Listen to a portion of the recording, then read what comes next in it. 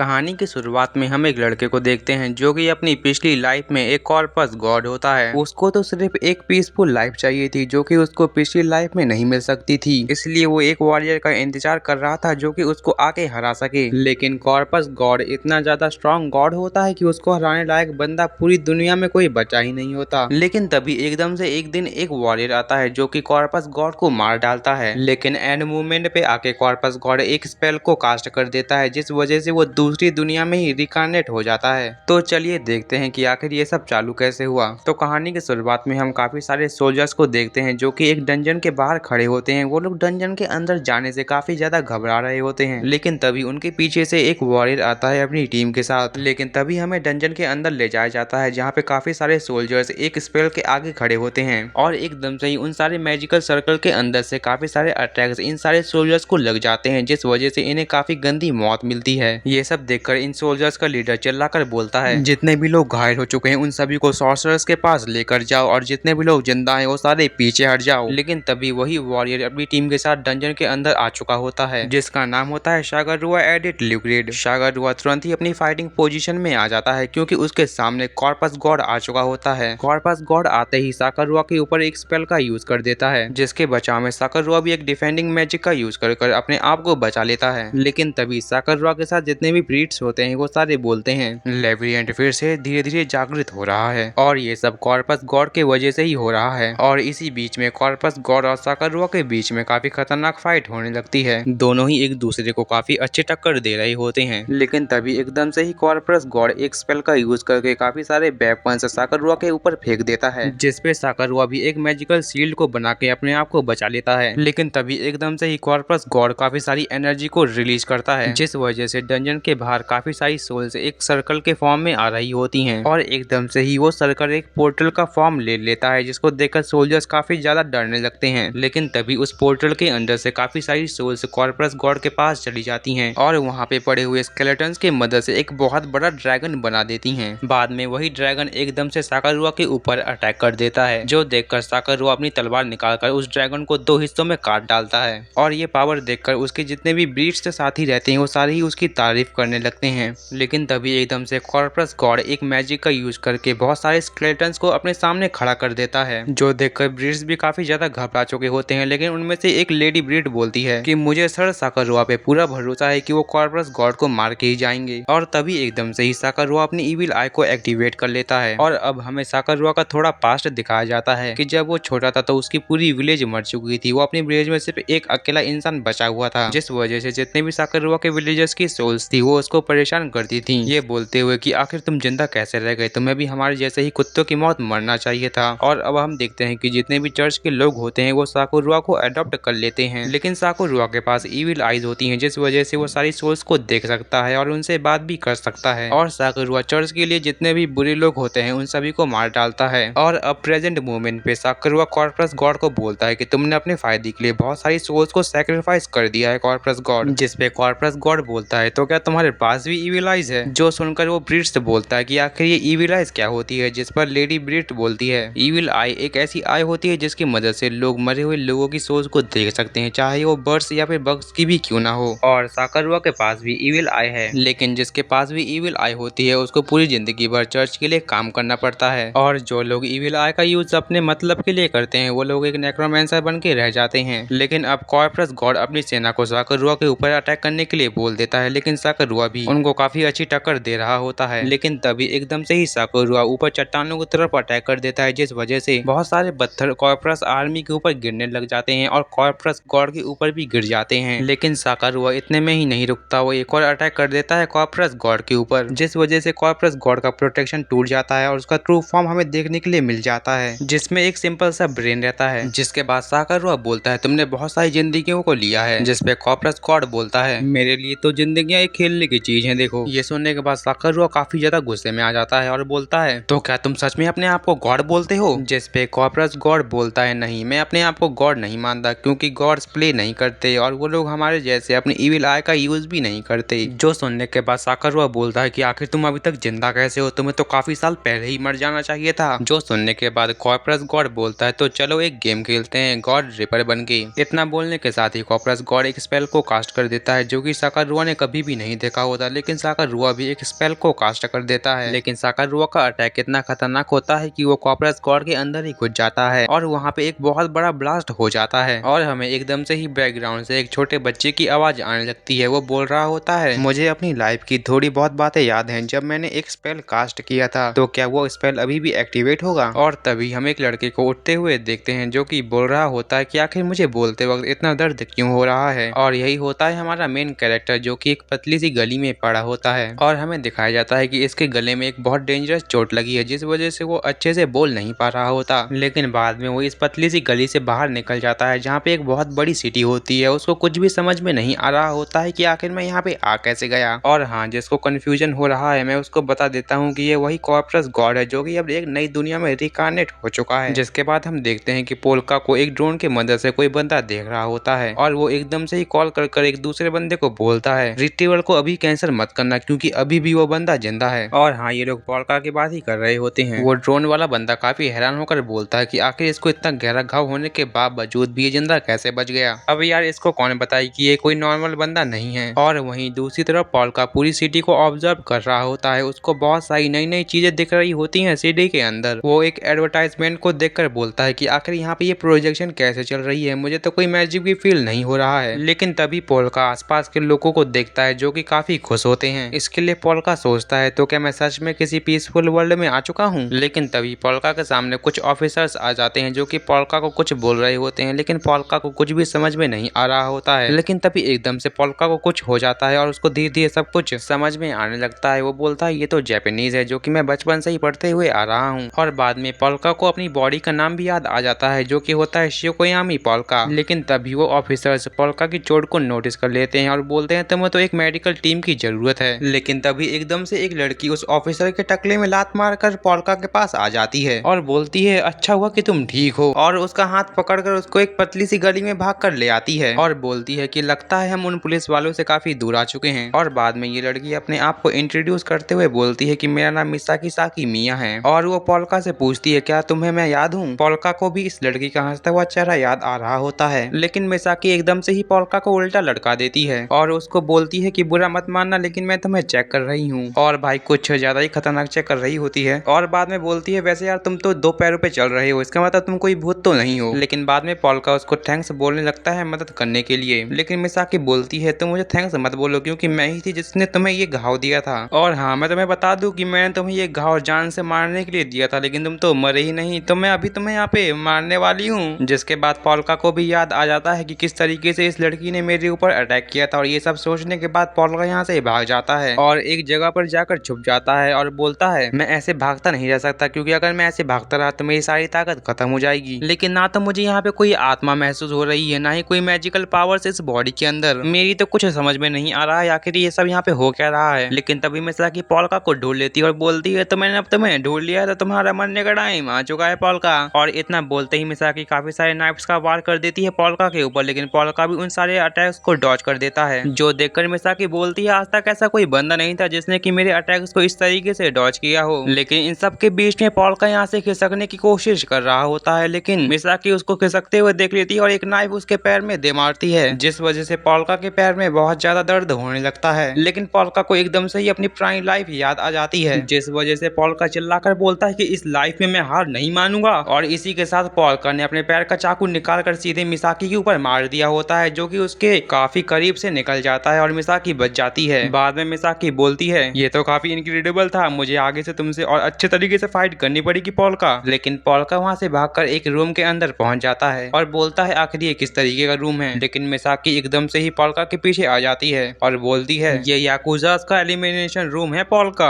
और हाँ पोल्का, इस रूम के लिए कुछ ऐसे रूमर्स हैं कि इस रूम में बहुत सारे भूत रहते हैं पोल्का, जिस वजह से यहाँ पे कोई भी नहीं आता। लेकिन तुम्हें नहीं लगता कि ये किसी तरीके का कल्ट हो सकता है। पोल्का बोलता है कि हाँ तुम सच बोल रही हो। लेकिन पोल्का एकदम से नोटिस करता है कि मैं इस बॉडी के साथ भी इविल आइज का यूज कर सकता हूँ, जिस वजह से पोल्का को बहुत सारी आत्माएं दिखाई देने लगती हैं अपनी इविल आइज की वजह से। जो देखकर पोल्का बोलता है, जिन लोगों ने केयरलेसली दूसरों की जिंदगियां लेने के लिए इस रूम का यूज किया होगा, शायद ये उन्हीं की आत्माएं होंगी। और पोल्का को ये भी समझ में आ चुका होता है कि जो इविल आइज है वो एक आत्मा की शक्तियां हैं, ना कि किसी ब्रेन या फिर बॉडी की। इसीलिए मैं इस वर्ल्ड में भी इविल आइज का यूज कर पा रहा हूँ इस बॉडी के अंदर। जो सुनने के बाद मिसाकी बोलती है, है। लगता है कि तुम जिंदगी को काफी रिस्पेक्ट करते हो पोल्का। और हाँ पोल्का, मैं तुम्हें बता दूं कि एक ह्यूमन लाइफ का वेट 21 ग्राम होता है पोल्का। और हाँ पोल्का, मैं ध्यान दूंगी कि मैं तुम्हारे अंदर से वो सारे ग्राम निकाल लूं पोल्का। जो सुनने के बाद पोल्का बोलता है, तुम्हें नहीं लगता मिसाकी कि तुम जिंदगी को बहुत हल्के में लेती हो? और इतना बोलने के साथ ही पोल्का ने एक स्पेल का यूज कर दिया होता है मिसाकी के ऊपर, जिस वजह से एक स्केलेटन का हाथ सीधे मिसाकी के आर पार हो जाता है, जिससे ऑब्वियसली मिसाकी की डेथ हो जाती है। और ये सारी चीजें वही बंदा ड्रोन की मदद से अभी तक देख रहा होता है, जो कि काफी ज्यादा घबरा चुका होता है ये सब देखकर।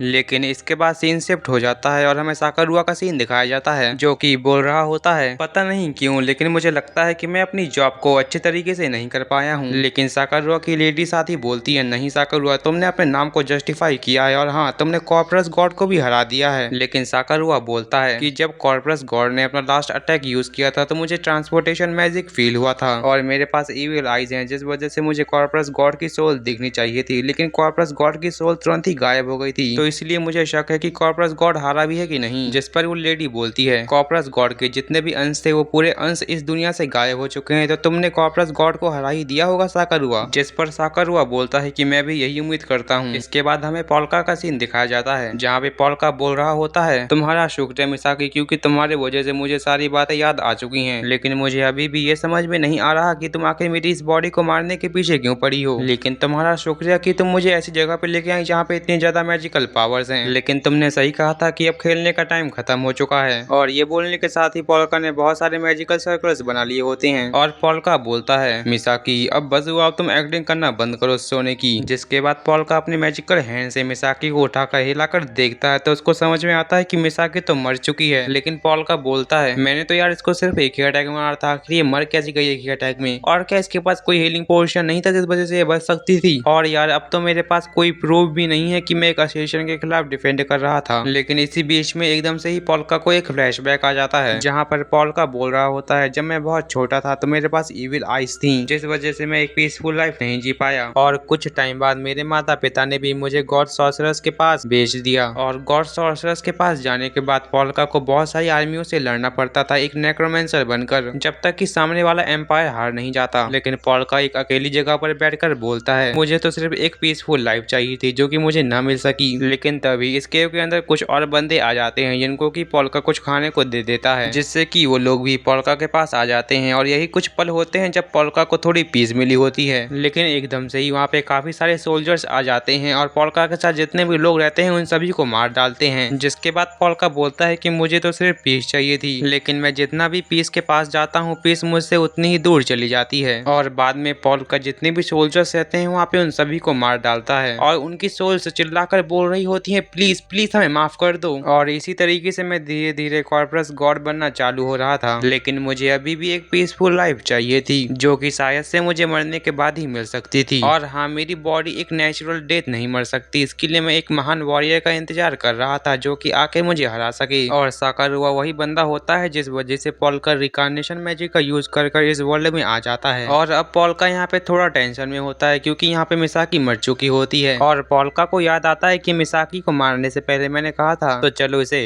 कंटिन्यू करते हैं। और इसके बाद पोल्का अपना सर पकड़कर बोलने लगता है, अरे यार मैं तो वही गलती फिर से रिपीट कर रहा हूँ जो कि मैंने पिछली लाइफ में की थी यार। और अब हम उसी ड्रोन वाले बंदे को देखते हैं, जिसको कि अपनी आंखों पे भरोसा नहीं हो रहा होता है कि ये सब सच में हो सकता है। और एकदम से ही इस बंदे को एक बंदी का कॉल आता है, जो कि बोलती है, तो क्या अभी तक तुम्हारा काम पूरा नहीं हुआ? जिस पे ताकेमिची बोलता है, अरे बहन यहाँ पे पूरा सिस्टम क्रैश होकर रखा है, मैं तुम्हें एक वीडियो भेज रहा हूँ, तुम उसको देख लो। और यहाँ पे ताकेमिची को यकीन नहीं हो रहा होता है कि हमारी सिटी में आखिर ये सब चल क्या रहा है। और इसके बाद हमें मिसाकी का पास्ट दिखाया जाता है, जहाँ पे उसके पेरेंट्स बोल रहे होते हैं, तुम जहाँ भी जाओगी ना मिसाकी, तुम वहाँ पे खुशियां ही लाओगी, तुम्हारे कदम बहुत खुशी वाले हैं। और एक दूसरे सीन में हम मिसाकी के पेरेंट्स को देखते हैं, जिनको एक साइको किलर मार रहा होता है एकदम बेदर्दी से। इसके बाद हम कुछ साल बाद का सीन देखते हैं, जहाँ मिसाकी एक बंदे के ऊपर बैठी होती है और बोल रही होती है, क्या तुम मुझे जानते हो? जिस पे वो बंदा बोलता है, हाँ तुम मिसाकी द किलर हो। मिसाकी बोलती है हाँ, और मिसाकी बोलती है, तुमने आज तक बहुत लोगों को मारा है, तो आज तुम्हारे मरने का टाइम आ चुका है। और इतना बोलते ही मिसाकी एक लोहे की कील उसके हाथ में घुसेड़ देती है, जिससे उसको बहुत पेन होने लगता है। और मिसाकी बोलती है, तुम्हें मेरे हाथों से मरते हुए कैसा लग रहा है? और इस पॉइंट पे आकर इस किलर को याद आ जाता है कि ये वही लड़की है साकिमिया फैमिली की। इसके लिए ये किलर बोलता है, तो क्या ये तुम रिवेंज के लिए कर रही हो? जिस पर मिसाकी बोलती है, नहीं, मुझे लोगों को मारने में बहुत मजा आता है, इसके लिए मैं लोगों को मारती फिरती हूँ, लेकिन मैंने आज तक किसी अच्छे बंदे को नहीं मारा, तो मुझे नहीं पता कि किसी अच्छे इंसान को मारने के बाद कैसा फील होता है। तो मैं तुमसे पूछती हूँ, तो क्या तुम एक अच्छे बंदे हो? जिस पर ये किलर हाँ बोल देता है और फिर मिसाकी इसको बहुत गंदे तरीके से मार देती है। बाद में बैकग्राउंड से एक बंदा बोल रहा होता है कि मिसाकी एक नंबर की संकी है, वो किसी को भी मारने से पहले एक बार भी नहीं सोचती। अब अगले सीन में मिसाकी एक बंदी के सामने बैठी होती है जिसका कि नाम क्लैरिस होता है, और वो पोल्का की इमेज देखकर बोलती है, तो क्या ये तुम सच में करना चाहती हो? जिस पे मिसाकी बोलती है, हाँ मैं ये करना चाहती हूँ, मैं अपनी लिमिट्स को देखना चाहती हूँ कि आखिर मैं कितना हद पार कर सकती हूँ। और इसके अगले सीन में ही मिसाकी ने पोल्का के गले में अटैक कर दिया होता है और एक टेरेस में खड़े होकर बोलती है, तो मैंने उस लड़के को भी मार दिया, मैं अच्छे लोगों को भी एकदम बुरे लोगों के जैसे मार सकती हूँ। वैसे भी अगर मैं किसी के पास जाती हूँ तो सबको दुख ही मिलता है, और अब तो मेरे पास कुछ करने को भी नहीं है, तो शायद अब मुझे भी मर जाना चाहिए। लेकिन मिसाकी के मरने से पहले ही उसको एक कॉल आ जाती है जो कि कुराया ताकेमिची की होती है। अरे हाँ, वही ड्रोन वाला बंदा जिसको मिसाकी बोलती है, तुम्हें दिखता नहीं कि मैं मरने की कोशिश कर रही हूँ? जिस पर ताकेमिची बोलता है, हाँ मुझे पता है कि तुम मरने की कोशिश कर रही हो, लेकिन मरने से पहले अपना काम तो पूरा करके जाओ। वो बंदा जिसको तुमने क्रोबार से मारा था वो अभी भी जिंदा है। जो सुनकर मिसाकी भी काफी शॉक्ड हो जाती है और अब प्रेजेंट मूवमेंट पे मिसाकी की थोड़ी बहुत आंखें खुल जाती हैं और वो बोलती है, तो क्या मुझे मेरी लाइफ का फ्लैशबैक आया था? और इसके बाद मिसाकी एकदम से ही उठकर बैठ जाती है, लेकिन पता नहीं क्यों ये जन्नत देखकर पोल्का अपना मुंह फेर लेता है और मिसाकी उससे पूछती है कि आखिर मैं जिंदा कैसे हो गई? जिस पर पोल्का बोलता है कि तुम समझ लो कि तुम रिबॉर्न हो चुकी हो एक मैजिक की मदद से। लेकिन इसी बीच में एकदम से ही क्लैरिस मिसाकी के पास आ जाती है और वही सिग्नेचर मूव कर उसको चेक करने लगती है और बोलती है, तुम कोल्ड हो और तुम्हारी पल्स भी नहीं चल रही है, इसके लिए तुम टेंशन मत लो क्योंकि तुम 100% मर चुकी हो। पीछे से पोल्का भी बोलता है कि अगर दूसरे शब्दों में कहा जाए तो तुम एक ज़ॉम्बी बन चुकी हो, लेकिन मिसाकी को कुछ भी समझ में नहीं आ रहा होता है। अब अगले सीन में हम ताकेमी कुराया को देखते हैं जहाँ पे ताकेमी बोलता है कि मैं एक इंफॉर्मेशन ब्रोकर हूँ जो कि हर एक इंफॉर्मेशन लाकर देता है अपनी पार्टी को, और ये सब करने के बाद भी मैं किसी क्राइम में इन्वॉल्व नहीं होता। लेकिन यार मुझे समझ में नहीं आ रहा कि मैं आखिर इनके लफड़े में फंस कैसे गया। और यहीं अगले सीन में क्लैरिस पोल्का से बोल रही होती है, पोल्का मुझे माफ कर देना तुम्हारी डेट को इंटरप्ट करने के लिए, लेकिन मैं अपने आप को इंट्रोड्यूस करने से पहले तुमसे एक चीज पूछना चाहती हूँ कि आखिर ये सब तुम क्या कर रहे हो? इसके बाद क्लैरिस एकदम से ही ताकेमी से पूछने लगती है कि जो ड्रोन पोल्का के पास है क्या वो तुम्हारा है ताकेमी? जिस पर ताकेमी बोलता है, नहीं, क्योंकि मैंने तो अपने ड्रोन पर काफी पहले ही कंट्रोल खो दिया था। जिसके बाद क्लैरिस पूछती है, क्या कोई ड्रोन बिना आवाज के उड़ सकता है? जिस पर ताकेमी बोलता है, नहीं, कोई भी ड्रोन बिना आवाज के नहीं उड़ सकता। जिसके बाद पोल्का बोलता है, क्लैरिस तुम 2 मिनट रुको, मुझे काम करना है, और ये बोलकर वो मिसाकी को हील करने लगता है। ये सब देखकर क्लैरिस ताकेमी से बोलती है कि मुझे पक्का यकीन है कि ये सब तुम तो नहीं कर रहे हो। जिस पर ताकेमी बोलता है कि अगर मैं ये सब कर पाता तो क्या मैं अपनी लाइफ सेटल नहीं कर लेता? जिसके बाद पोल्का पूछता है कि आखिर तुम सब लोग कौन हो? जिस पर क्लैरिस बोलती है, हम तो यहाँ पे मिसाकी का काम खत्म करने आए थे और उसका रिवेंज लेने के लिए, और बस यही हमारा प्लान था। जिसके बाद क्लैरिस बोलती है कि वो सब तो ठीक है, लेकिन आखिर तुमने मिसाकी के साथ क्या किया है? जिस पर पोल्का बोलता है, मैंने ज्यादा कुछ नहीं, मैंने सिर्फ मिसाकी की सोल को उसकी बॉडी के अंदर डाला है। पोल्का बोलता है कि मिसाकी को तो सिर्फ एक ऐसे सॉर्सरर की जरूरत थी जो कि रिस्टोरेशन मैजिक का यूज कर सके, लेकिन क्लैरिस और उसके मेंबर्स को कुछ भी समझ में नहीं आ रहा होता है कि आखिर पोल्का बोल क्या रहा है। जिस पर पोल्का बोलता है, क्या तुम्हें मैजिक के बारे में नहीं पता? और पोल्का उनको थोड़े बहुत मैजिक के मंत्र बताने लगता है। जिस पर क्लैरिस बोलती है, क्या तुम किसी वीडियो गेम की बात कर रहे हो? जिसके बाद पोल्का बोलता है कि क्या इस दुनिया में कोई बंदा नहीं है जो कि मैजिक का यूज करता हो या फिर स्पिरिट्स आर्ट का यूज करता हो? जिसके बाद क्लैरिस बोलती है कि इस दुनिया में थोड़े बहुत लोग हैं जो कि बोलते हैं कि हम मैजिक का यूज कर सकते हैं, और क्लैरिस अजीब अजीब से नाम लेने लगती है पोल्का के सामने, और पोल्का से बोलती है कि अगर तुमने किसी चीज को कभी सुना ना हो तो तुम उसको प्रोनाउंस कैसे कर सकते हो? और ये देखकर पोल्का समझ जाता है कि इस वर्ल्ड के लोगों को मैजिक के बारे में कुछ भी नहीं पता। फिर पोल्का भी अपने मैजिकल सर्कल्स को गायब कर बोलता है कि तुमको शायद भ्रम ही हुआ होगा फिर। जिस पर क्लैरिस बोलती है कि तुमने हमें बेवकूफ समझ के रखा है क्या? जिस पर पोल्का बोलता है, मुझे पता है कि तुम बेवकूफ नहीं हो, लेकिन तुम्हें यहाँ पे बेवकूफ बनना पड़ेगा। और इतना बोलने के साथ ही पोल्का ने बहुत सारे मैजिकल सर्कल से अपने वेपन्स निकाल लिए होते हैं। इसके बाद एक बंदा पोल्का के ऊपर बहुत जोर से चिल्लाता है, जिस पर पोल्का भी अपने स्केलेटन हाथ से उसको दबा डालता है और बोलता है, देखो तुम लोग मुझे आसानी से नहीं हरा सकते, लेकिन मैं तुम लोगों को बहुत आसानी से हरा सकता हूँ, तो बताओ तुम लोग क्या करना चाहते हो? जिस जिस पर क्लैरिस बोलती है तो क्या तुम हमें थोड़ा टाइम दे सकते हो सोचने के लिए। पॉल्का भी क्लैरिस को हाँ बोल देता है, जो सुनकर ताकेमी बोलता है इस बंदे ने हाँ बोला, इसके पीछे सिर्फ दो ही पॉसिबिलिटीज हो सकती हैं कि एक तो ये बहुत ज्यादा ताकतवर है या फिर एक नंबर का बेवकूफ। बाद में पॉल्का बोलता है ये लोग मुझे इंपीरियल ड्रैजनिंग क्रॉप्स की याद दिला रहे हैं और अब तो मुझे पता भी नहीं है कि मेरे पास इतना माना बचा भी हुआ है कि मैं इनसे फाइट कर पाऊं या फिर यहाँ से भाग भी सकूं। लेकिन यहाँ एकदम से एक सायरन की आवाज आने लगती है जिसपे एक क्लैरिस का बंदा बोलता है कि मैम क्लैरिस आपको क्या कोई आवाज आई अजीब सी। जिसपे क्लैरिस बोलती है हाँ भाई मुझे भी आवाज आई तो है एक अजीब सी। जिसके बाद ताकेमी बोलता है क्लैरिस तुम लोग की आसपास की किसी बिल्डिंग में एकदम से ही आग लग गई है, मैं तुम्हें उसकी क्लिप भेज रहा हूँ। जिसके बाद क्लैरिस देखती है कि ये तो साकरुआ बिल्डिंग है जिस पर आग लग चुकी है। क्लैरिस बोलती है कि मुझे उन बच्चों के लिए बहुत बुरा लग रहा है जो कि उसमें फंस गए होंगे। और इसी बीच में पॉल्का अपनी पावर्स का यूज कर एक आई बना देता है जो कि सब कुछ देख रहा होता है क्लैरिस के साथ उस पैनल पे। जिसके बाद पॉल्का बोलता है कि आखिरकार तुम उस पैनल पे क्या देख रही हो। जिसपे क्लैरिस बोलती है कि यहाँ पे साकरुआ बिल्डिंग के अंदर एक अनलीगल नर्सरी है जहाँ पे सारे याकुजास के ऑर्फन बच्चे रहते हैं और वहाँ पे एकदम से ही आग लग चुकी है। जिस पर पॉल्का सीरियस होकर बोलता है क्लैरिस तुम मुझे वहाँ पर ले चलो। पर क्लैरिस बोलती है तुम्हारे लिए तो वो बच्चे एकदम स्ट्रेंजर्स हैं, आखिर तुम वहाँ पे क्यों जाना चाहते हो। पॉल्का बोलता है मुझे मतलब नहीं है कि वो स्ट्रेंजर्स हैं, लेकिन मुझे पता है कि आग में जलने से कितना दर्द होता है क्योंकि मैं भी कई बार आग में जल चुका हूँ, इसलिए मैं नहीं चाहता कि वो बच्चे इतना दुख सहें। जिस पर क्लैरिस ताकेमी से बोलती है ताकेमी जल्दी से इसको वहाँ पर लेके चलो। पर ताकेमी बोलता है क्लैरिस तुम कहीं पागल तो नहीं हो गई, अगर ये वहाँ से भाग गया तो क्या करेंगे हम। पर क्लैरिस बोलती है मुझे पता है कि वहाँ से भाग सकता है, लेकिन मुझे ये भी पता है कि तुम अपने ड्रोन की मदद से हमेशा इसके ऊपर नजर रखोगे। इसके बाद ताकेमी पॉल्का को साकुरुआ बिल्डिंग दिखा देता है। जिसके बाद पॉल्का तेजी से उस बिल्डिंग की तरफ जाता है और वहाँ पर पहुंचकर अपनी ईविल आइज का यूज करता है जिससे इसे उन बच्चों की सोच दिखने लगती है और पॉल्का को उनकी लोकेशन मिल जाती है। जिसके बाद पॉल्का अपनी मैजिक का यूज करके उस बिल्डिंग के ऊपर पहुंच जाता है और वहाँ पे जाकर चार आत्माओं को बोलता है क्या ये तुम्हारे बच्चे हैं तो तुम्हें भी मेरी मदद करनी पड़ेगी। और पॉल्का के इतना बोलते ही वहाँ पे चार स्केलेटन्स खड़े हो जाते हैं जिनके अंदर इन्हीं बच्चों की पेरेंट्स की आत्माएं घुस जाती हैं और अपने अपने बच्चों को बचाने लगते हैं। जिनमें से एक बच्चे को एक स्केलेटन के अंदर उसके पापा दिख रहे होते हैं और बाद में पॉल्का अपने हैंड की मदद से सारे बच्चों को नीचे उतार देता है और ताकेमी बोलता है कि एंड में आके सब कुछ ठीक हो गया। ताकेमी पॉल्का को देखकर बोलता है कि आखिर ये कौन बंदा है, ये जिस तरीके से इस बिल्डिंग के अंदर गया था उसी तरीके से इस बिल्डिंग से बाहर आ गया है और इसने तो मिसाकी की लाइफ के साथ एक टॉय के जैसे खेला है और वहीं दूसरी तरफ यहाँ पे इन बच्चों को बचा लिया है। जिसके बाद ताकेमी क्लैरिस से बोलता है क्लैरिस ये बंदा हमारे जैसा नहीं है, ये एक मॉन्स्टर है मॉन्स्टर। पर क्लैरिस ताकेमी की बात को इग्नोर करते हुए बोलती है ताकेमी क्या तुम यहाँ पे आना चाहोगे अबैंडन बिल्डिंग में मिसाकी को जिंदा होते हुए देखने के लिए। और बाद में क्लैरिस मिसाकी को उल्टा लटकाकर चेक कर रही होती है। जिस पर मिसाकी बोलती है कि आखिर तुम लोगों का मतलब क्या है कि मैं मर चुकी हूँ, क्या तुम लोग मुझे अच्छे से समझा नहीं सकते। और यहीं दूसरी तरफ पॉल्का बोल रहा होता है कि मुझे यकीन नहीं होता कि ऐसे मॉडर्न वर्ल्ड में भी बच्चों को ऐसे डिजास्टर से निकलना पड़ता है, मुझे समझ में नहीं आता कि एक पीस के लिए आखिर क्या चाहिए रहता है। जिस पर क्लैरिस बोलती है क्या तुम पीस की बात कर रहे हो, तो मेरे ख्याल से पीस के लिए पैसा बहुत जरूरी है। जिस पर पॉल्का बोलता है हाँ तुम सही बोल रही हो, क्योंकि पैसा भी जिंदगी के लिए बहुत जरूरी होता है। जिसके बाद क्लैरिस पॉल्का से पूछती है आखिर तुम्हारा गोल क्या है इस सिटी के अंदर। जिस पर पॉल्का बोलता है कि शायद मैं अपने मैजिक की मदद से बहुत सारे पैसे कमाऊंगा और इसके बाद एक अच्छी लाइफ जीऊंगा पीसफुली। जो सुनकर क्लैरिस बोलती है तुम्हारी बातें सुनकर तो लगता है कि तुम अंदर से पॉल्का सिकोयामी नहीं हो। देखो पॉल्का तुम जो भी हो, लेकिन जब तक कि तुम इस सिटी के अंदर हो तो मैं तुम्हारी मदद करने वाली हूँ, इसके लिए मैं तुम्हारे लिए असाइन कर रही हूँ मिसाकी और ताकेमी को। जो सुनकर ताकेमी बोलता है अरे यार ये मैं कहाँ फंस गया। अगले सीन में हम मिसाकी को देखते हैं जो कि एक जगह पर बैठकर जहाँ पर पॉल्का ने उन बच्चों को बचाया होता है न्यूज में भी बता रहे होते हैं कि वहाँ पे बहुत बड़ी बड़ी शैडोज दिख रही थी शीशे के बाहर स्केलेटन्स की, लेकिन जो भी हो सारे बच्चे सही सलामत बच चुके हैं। और यहीं पॉल्का अपने स्केलेटन्स की मदद से भारी सामान को उठाकर दूसरी जगह पर रख रहा होता है और बाद में बैठकर इस वर्ल्ड के बारे में जानने के लिए इंसाइक्लोपीडिया पढ़ने लगता है। जिसके बाद ताकेमी मिसाकी से बोलता है क्या तुम्हें इस बंदे के साथ रहने में अजीब नहीं लग रहा जिसने तुम्हें मारा था। जिसपे मिसाकी बोलती है नहीं उल्टा मुझे तो बहुत मजा आ रहा है। जिस पर ताकेमी बोलता है मुझे पता ही था क्योंकि तुम एक नंबर की घनचक्कर हो। जिसके बाद पॉल्का बोलता है मुझे पता है ताकेमी कि तुम्हें मेरे साथ रहने में काफी अजीब लग रहा होगा, लेकिन मैं तुम्हारी हेल्प को अप्रिशिएट करता हूँ, वैसे भी मुझे इस वर्ल्ड के बारे में अभी कुछ भी नहीं पता है। जिस पर ताकेमी पुराने इवेंट्स को सोचकर बोलता है हाँ ये बात तो है कि तुम बहुत अजीब हो, लेकिन पॉल्का क्या तुम्हारे माता पिता को पता नहीं चल जाएगा कि तुम यहाँ पे रह रहे हो। जिसपे पॉल्का बोलता है नहीं उनको पता नहीं चल पाएगा क्योंकि क्लैरिस ने उनको बोल दिया है कि पॉल्का एक सेल्फ डिस्कवरी के जर्नी पे है। और हाँ क्लैरिसना ने मुझे एक आइडिया दिया है कि मैं उनको हमेशा कार्ड भेजता रहूं जिससे कि उनको पता न चल पाए। जिसके बाद ताकिमी बोलता है तो अच्छा ये तुम्हारी ट्रिक है जिससे कि उनको पता नहीं चल पाएगा कि पोल्का तो हमेशा के लिए मर चुका है। जिस पर पोल्का बोलता है हाँ वैसे भी मुझे इस बॉडी के पेरेंट्स के नाम के अलावा और कुछ भी नहीं पता। जिसके बाद ताकिमी बोलता है कि जैसे तुमने इस बॉडी के अंदर से जापानीज लैंग्वेज निकाली थी वैसे ही तुम इसके ब्रेन के अंदर से इसकी सारी यादें निकाल क्यों नहीं लेते। जिस पर पोल्का बोलता है इस बॉडी के अंदर बचपन से ही जापानीज लैंग्वेज रिपीट होती आ रही थी जिस वजह से मैं जापानीज लैंग्वेज काफी आसानी से इस बॉडी के अंदर से निकाल पा रहा था। और हाँ इस बॉडी की लास्ट मेमोरी बहुत खतरनाक थी जिस वजह से वो मुझे अभी भी याद है। जिसके बाद ताकिमी बोलता है दूसरी दुनिया स्केलेटन मॉन्स्टर्स अब इन सब चीजों में यकीन करना काफी आसान हो चुका है। जिसके बाद पोल्का बोलता है कि मैं अभी भी यकीन नहीं कर सकता कि ये दूसरा वर्ल्ड है क्योंकि इस वर्ल्ड में भी हमारी दुनिया के जैसे ही लेजेंडरी वेल्स मैमल्स सब कुछ है। खैर मेरे लिए जो इम्पोर्टेंट है वो ये है कि यहाँ पे ग्रेट वुल्फ रिलीजन नहीं है। जिसके बाद ताकिमी बोलता है कि आखिर ये ग्रेट वुल्फ रिलीजन क्या है। जिस पर पोल्का बोलता है कि ये एक ऐसा रिलीजन था जो कि मुझे खत्म करना चाहता था क्योंकि मैं एक कॉर्पोरस गॉड था। जिसके बाद ताकिमी को भी याद आ जाता है कि किस तरीके से पोल्का के पीछे वो इतना बड़ा स्केलेटन दिख रहा था। जिसके बाद पोल्का थोड़ा सीरियस होकर बोलता है खैर वो सब जाने दो अब मुझे ये पता लगाना है कि आखिर वो कौन बनता था जो कि इस बॉडी को मारने के लिए पैसे दे रहा था। जिसपे ताकिमी बोलता है खैर मुझे और मिसाकी को भी नहीं पता कि आखिर वो कौन बनता था जो कि इस बॉडी को मारने के लिए पैसे दे रहा था यानी तुम्हें मारने के लिए। जिसके बाद ताकिमी बोलता है क्या तुमने क्लैरिसा से इसके बारे में नहीं पूछा। जिस पर पोल्का बोलता है कि मैंने उससे पूछा था लेकिन उसने कहा कि ये एक सीक्रेट है और उसने ये भी कहा कि आगे से मैं ऐसा कोई भी मिशन नहीं लूंगी जिसमें कि तुम्हें मारना हो और इन सब के बदले में ही उसने मुझे ये अपार्टमेंट दे दिया। तो बस दोस्तों आज के लिए इतना ही। मैं आपको मिलता हूँ इसी वीडियो के नेक्स्ट पार्ट में। हालांकि मुझे पता है कि मैं इस वीडियो में थर्ड एपिसोड को आधा ही एक्सप्लेन करके लेफ्ट कर रहा हूँ लेकिन मैं अभी क्या करूँ क्योंकि मेरे पास अभी टाइम नहीं है कि मैं थर्ड एपिसोड को पूरा एक्सप्लेन कर दूं। लेकिन हाँ नेक्स्ट पार्ट में मैं इसको जरूर एक्सप्लेन करूंगा। तब तक के लिए goodbye and like and subscribe.